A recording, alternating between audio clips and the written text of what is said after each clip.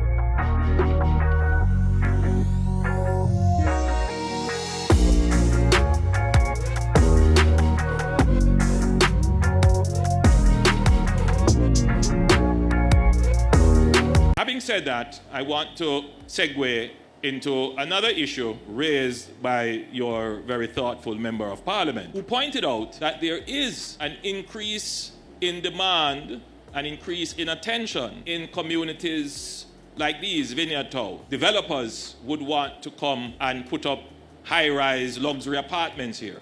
He didn't say that, but make the point a little clearer. Developers would want to come and develop the lots here, put apartments here, put other forms of housing solutions here that may be out of the reach of the people who live here. In other words, he was pointing to the possibility, the real possibility and fear that development could displace the residents who are here. And I want to assure the Member of Parliament and all the other residents that the government is very sensitive to this issue. And in our policy considerations, this is something that we pay close attention to. How are we going to treat with this? Firstly, the government has, more than any other government I would say, created opportunities and options for contributors to the NHD to access financing for housing solutions. You would have heard some of them mentioned earlier. One of them, of course, being the advance deposit program for young persons. There was a proposal to provide each young borrower with a $500,000 grant for a deposit. This program is slightly different. What this program does is that someone who qualifies for a loan but who doesn't have the deposit up front could get access to the loan early in the process. So they could access up to $2 million of the loan they have negotiated with the NHT, and then they can use that for the deposit. And then as the loan progresses, they will earn the funds to meet the gap that is created by the advance. So that's the nature of what we call the Advanced Deposit for Young Persons program. I'm highlighting it here as one of the efforts of the government to enable demand, meaning to make demand effective so that people can actually purchase the houses that are available.